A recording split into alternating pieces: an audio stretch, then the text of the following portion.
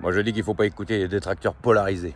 Voilà, ceux qui sont trop polarisés. Alors vous en avez qui sont beaucoup trop polarisés dans l'action en permanence. Voilà, et il en faut bien sûr, mais quand c'est trop, ça déséquilibre aussi l'autre côté. Et puis quand vous avez des gens, vous avez souvent des gens, c'est vite fait. Hein. Voilà, il fait rien, il bouge pas, et ceci, cela. Mais oui, mais laissez parler les gens, laissez parler les gens. C'est parce que les gens, en fait, c'est pas qu'ils bougent pas ou quoi, c'est parce qu'il y a des moments où ils ont besoin d'un transfert d'énergie de l'autre côté pour équilibrer. Ça peut prendre du temps. Quand vous avez un malade qui est à l'hôpital, des fois il a besoin d'une convalescence après de quelques temps pour voilà, parce que la maladie c'est le corps qui est malade, mais il y a aussi une partie psychologique qu'il faut prendre en compte. Être malade c'est aussi un poids psychologique, donc énergétiquement il faut rééquilibrer tout ça. C'est ça que les gens n'arrivent pas à comprendre. Alors après ça, le problème c'est que voilà, il y a beaucoup de gens des fois qui vous font des reproches parce que justement eux ils n'arrivent pas à équilibrer leur balance à eux, ils sont tout le temps dans le stress et tout. Ils n'arrivent pas à équilibrer le reste et puis ils sont polarisés à l'extrême d'un côté, ce que demande la société d'aujourd'hui. Hein. Évidemment, le yin-yang, c'est une loi universelle qui a à peu près 5000 ans, qui vient des Asiatiques, et une philosophie qui est devenue une loi universelle, hein, parce que à cette époque-là, c'était de la loi. Hein. Voilà. Et il y a une vidéo d'ailleurs où ils ont retrouvé des parchemins où ils expliquaient que voilà, celui qui ne prend pas garde à son énergie interne ou externe, il le paye très cher, quoi. Voilà. J'ai déjà entendu ça en développement personnel dans un autre domaine, qui est le domaine du développement personnel au sujet de la réussite et tout ça. Le comportement, la psychologie, la façon de penser. Et je sais de quoi il parle et voilà, pour moi c'est exactement ça. C'est aligné avec ce que j'avais entendu la dernière fois, donc c'est exactement ça, ils ne peuvent pas se tromper. Hein. D'ailleurs, quand vous voyez les constructions anciennes, quand vous voyez tout ça, les temples et tout, les temples acoustiques que vous avez par exemple dans les pays, les Indes, il y a aussi des pyramides en Chine qui sont cachées. Hein. Quand vous voyez tous ces monuments qui datent de très très longtemps, puis qui ont été créés, on ne sait même pas si aujourd'hui on peut le refaire. Le monde moderne d'aujourd'hui, je ne suis pas certain qu'il soit aussi équilibré que le monde à cette époque-là. Voilà. Je pense qu'il y a des secrets qui sont cachés, que certaines personnes détiennent la vérité ou veulent pas le montrer. En même temps, la meilleure façon de cacher quelque chose, c'est de ne pas le cacher, de le séparer, de le mettre un peu dans tout, à la vue des gens, pour que les gens ne le voient pas justement. Donc bon, enfin voilà, je divague un peu, mais voilà, j'ai remarqué les gens. Dès que vous êtes polarisé, à partir du moment, je le sais parce que je l'ai fait aussi. À un moment, je faisais beaucoup trop de sport, je voulais prendre du muscle et tout, je m'entraînais beaucoup trop, je suis tombé en entraînement, j'étais complètement crevé après. Il me fallait je sais pas combien de temps pour récupérer, et ainsi de suite, voilà. Donc bon, à partir du moment où vous manquez de sommeil, quand vous manquez de sommeil, qu'est-ce qui se passe? Bah, vous avez du sommeil en retard, vous êtes obligé de rattraper le sommeil en retard. Voilà. Surtout à partir d'un certain âge. Même si on dit que quand on commence à vieillir, on a besoin de moins dormir, mais après ça dépend encore des gens. Et puis quand vous faites ça régulièrement, bah, au bout d'un moment, vous tenez plus, vous avez besoin de récupérer de l'autre côté. Donc voilà, dès qu'il y a un déséquilibre de quoi que ce soit énergétiquement dans quelque chose, trop d'action ou trop d'inaction, ça pose problème, automatiquement. Et moi j'ai remarqué, hein, dans tout. Donc voilà. C'est pour ça que, après, évidemment, c'est facile à dire et puis plus dur à faire. Respecter les horaires, il faudrait toujours vivre pareil, voilà, mais on peut pas toujours le faire. C'est toujours d'avoir une vie. Voilà. En fait, la vie, elle est rangée quand ta vie, elle est cadrée par rapport à tout ça. Voilà.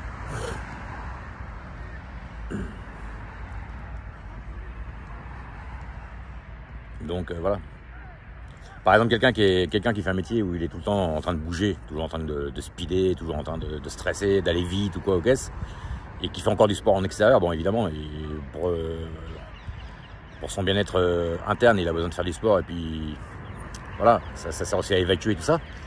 Mais en fait, il faudrait qu'il se repose, qu'il soit un peu moins le soir, un peu moins dans l'action.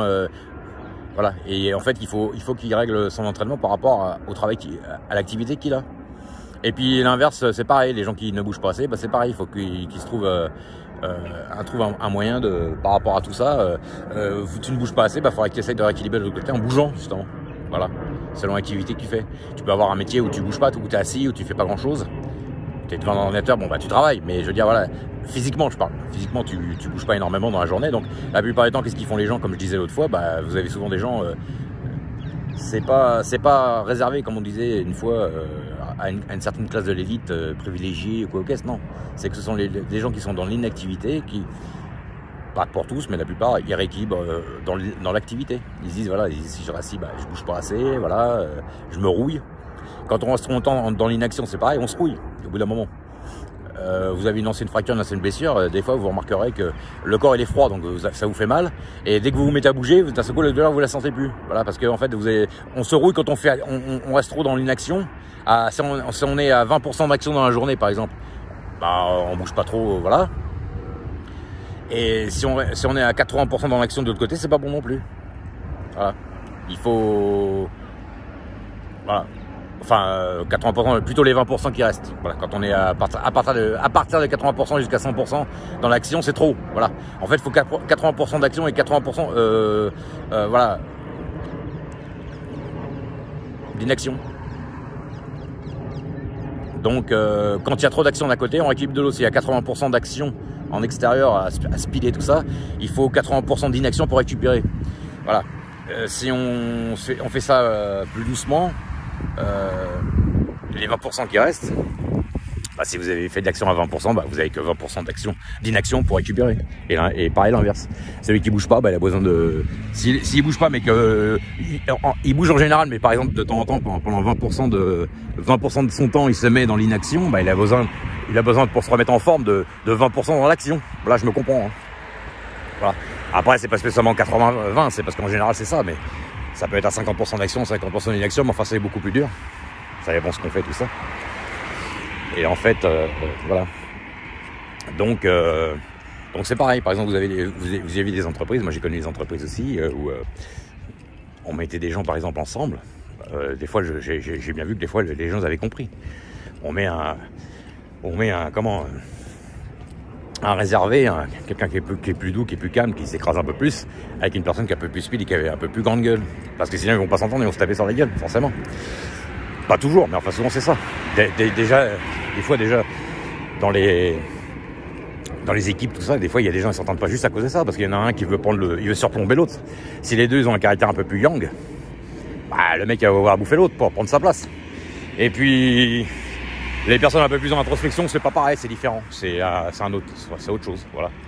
Ils vont rester un peu plus peut-être en retrait, moins s'affirmer. C'est pas pour ça qu'ils s'affirment pas non plus, hein. Mais c'est moins prononcé, voilà. Donc voilà. Moi j'ai remarqué, j'ai déjà été dans des équipes où j'ai vu, vous avez des personnes qui un peu en extérieur, un peu expansif. Voilà, faut que ça parte, faut que ça sorte, faut que je te dise ce que je pense, faut que je me mêle, faut que je me mette en avant, faut que je t'expose ma pensée, tout ça, voilà. Alors qu'il y en a qui restent en retrait. Il y a des gens qui restent en retrait. En général, ça pose pas de problème. Mais dès que vous avez quelqu'un dans une société qui essaie de prendre la place d'un chef ou quelque chose ou quoi, forcément ça plaît pas, c'est non. Ce qui est logique, c'est pas ça, c'est pas non plus son rôle. Mais voilà. Ça dépend des caractères des gens. Et ça, j'ai souvent vu. C'est tout. Et puis vous avez des gens qui sont complètement en retrait de tout ça, qui se laissent guider par la personne un peu plus expansive. Hein. C'est pour ça que dans les sociétés, vous avez des gens qui sont faits pour les postes un peu plus d'action, et il y en a qui sont faits pour les postes un peu plus d'introspection. En général, les hommes c'est un peu plus l'action, et les femmes un peu plus l'introspection. Après, c'est pas non plus obligé à 100%, bien sûr. Il y a des femmes qui sont aussi dans l'action, bien sûr, évidemment. Mais la polarité normale à la base, c'est l'homme yang et la femme yin. Donc l'homme dans l'action, la femme dans l'introspection. On dit toujours qu'une femme est plus réfléchie qu'un homme. Quoique aujourd'hui, ça commence peut-être la tendance à changer un peu, je pense. Mais bon, enfin voilà, c'est ce qu'on disait à l'époque. Enfin bref, voilà. Là où un mec il va peut-être aller tout défoncer parce qu'il est énervé ou quoi, ou casser une porte avec son pied parce qu'il peut pas rentrer, la femme elle va essayer plutôt de trouver une autre solution, comme trouver une clé par exemple pour rentrer, ou appeler un dépanneur. Ben putain.